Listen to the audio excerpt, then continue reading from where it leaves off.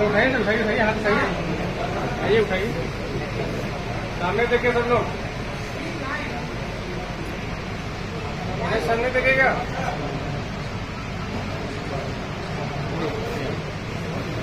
कार्यक्रम को आगे बढ़ाया जाए, समय बहुत हो रहा है, वक्त का भी बहुत है, कार्यक्रम को आगे बढ़ाया। रोहिणी आयोग पिछड़ा और अति पिछड़ा वर्ग के बीच को सीमा रेखा तय करने के लिए, विभक्तीकरण के लिए माननीय प्रधानमंत्री नरेंद्र मोदी जी के द्वारा गांधी जयंती के शुभ अवसर पर 2 अक्टूबर 2017 को गठन किया गया था। रोहिणी जो दिल्ली उच्च न्यायालय के पूर्व न्यायाधीश हैं, जी रोहिणी, उन्हीं की अध्यक्षता में यह आयोग का गठन किया गया। इनको भारत सरकार के सेवाओं में जो आरक्षण है 27% मंडल कमीशन का, उसका अभी तक लाभ जो है पिछड़े वर्गों में ही सिमट जा रहा है। अति पिछड़ों तक उसका कोई फायदा नहीं मिल रहा है। और आप जानते हैं कि 30 साल हो गया मंडल कमीशन को लागू हुए, अभी तक अति पिछड़ा में जो सैकड़ों जातियां हैं, सैकड़ों समुदाय के लोग हैं, इनको एक भी IAS IPS पैदा करने का मौका नहीं मिला। तो यह जो है, इसका सारा लाभ जो है, जो तथाकथित पिछड़ा समाज के लोग हैं वो उठा रहे हैं। इसी के लिए ये रोहिणी आयोग का गठन किया गया है। दुर्भाग्य की बात यह है कि गठन तो हुआ, लेकिन अभी तक इसका रिपोर्ट पटल पर नहीं आया। कारण क्या रहा? कारण यह है कि अति पिछड़ा समाज को अभी तक जानकारी नहीं है कि हमारे लिए है नहीं है। चूंकि इनमें शिक्षा का अभाव है, कमजोर हैं, मजबूर हैं, और इसलिए सरकार ला दिया, लेकिन कोई बोलने वाला नहीं है, मांगने वाला नहीं है। आप जानते हैं कि माँ भी बिना मांगे बच्चों को दूध नहीं पिलाती। तो इतने बड़े जमात को, इतना जो बड़ा समुदाय है, इसका हक अधिकार कैसे आसानी से मिल सकता है? बड़े लोगों का हर जगह, रसूख वाले लोग हैं, उनका हर जगह वर्चस्व होता है। भारत में भी संविधान से लेकर करके न्यायपालिका, कार्यपालिका, विधायिका और मीडिया तक सब पर उनका वर्चस्व है, और इसलिए इनका आवाज भी ऊपर नहीं हो पाता है। अभी तक तो लोग जान भी नहीं पा रहे थे कि व्हाट इज रोहिणी कमीशन।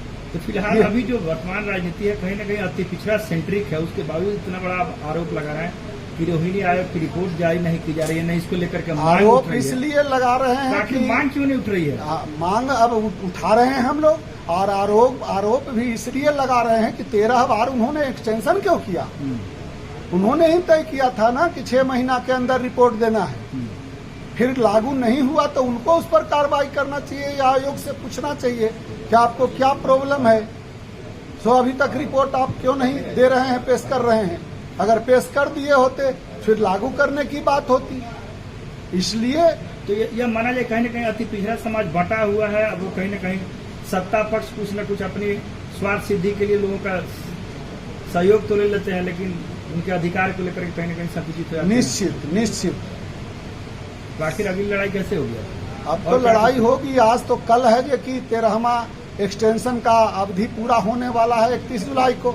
इसीलिए आज हम पूरे देश के अति पिछड़ों को और देश की सरकार को भी, हम दोनों को आगाह कर रहे हैं कि आपका कार्यकाल समाप्त कल हो रहा है, आप रिपोर्ट पेश करिए। और अति पिछड़ों को हम सब बात दे रहे हैं कि देखो, इतनी बड़ी जो लाभ है आपके लिए है, पहले से थाली परसा हुआ है, आप उससे वंचित है, आपको पता नहीं है कि थाली हमारे लिए। वर्तमान जो राजनीतिक दल है, जिसमें कहीं न कहीं सत्ता पक्ष की जदयू है, अति पिछड़ा को मजबूत करने के लिए, संगठित करने के लिए, और कहीं कहीं दिग्भ्रमित न हो, इसको लेकर वो कर्पूरी चर्चा कर रहे हैं। लेकिन रोहिणी आयोग को लेकर जिस तरह से आपने सवाल उठाया, क्या लगता है कि कहीं न कहीं उनके अंदर इसको लेकर जो चाहिए वो शायद नहीं है? नहीं है, आत्मबल मजबूत नहीं है, उनका दिल से काम करने का हौसला नहीं है, नीयत भी कुछ गड़बड़ है।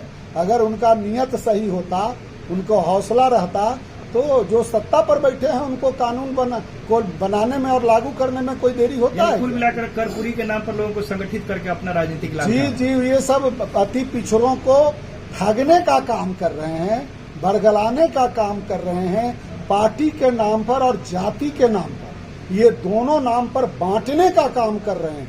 इसलिए यह जो संगठन है अखिल भारतीय अति पिछड़ा आरक्षण मंच, ये किसी पार्टी और जाति का नहीं है।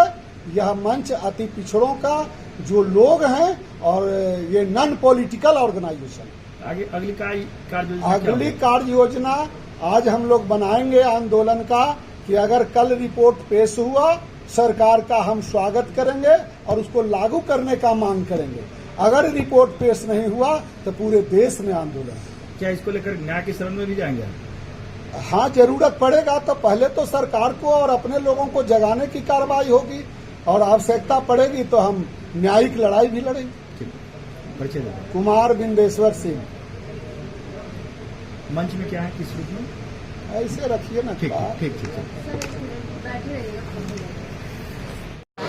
उसके लिए हम लोग अब जो है जोरदार क्रांतिकारी योजना बनाए हैं और अपनी आरक्षण की मांग करते हुए हम लोग जो है केंद्र सरकार से अपनी मांग सभी लोगों से आग्रह है समझते हैं वो आपको आगे मजबूती से नहीं चलेगा।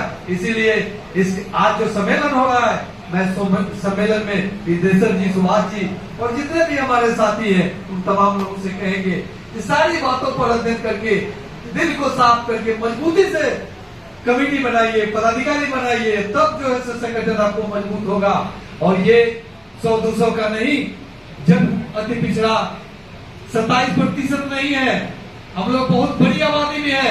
ये उस जमाने का 27% लोग बोल रहे हैं। 3%, 3.5% बोला, 10% ले लिया, हम लोग 27%। और वो भी लोग नहीं पूरा, हम लोग का जो कहीं नौकरी में आरक्षण नहीं मिला, विधानसभा में भी नहीं मिला, कहीं कुछ नहीं मिल रहा। इसीलिए इस सब पर हम लोगों को गंभीरता से देखते हुए हम लोगों को आगे बढ़ना होगा। इन्हीं शब्दों के साथ मैं अपनी बात समाप्त करता हूँ। जय हिंद, जय कृष्ण। श्री गौतम कुमार सिंह जी आए, श्री गौतम कुमार सिंह जी कम शब्दों में। तुम वहीं आओ ना, वहीं आओ।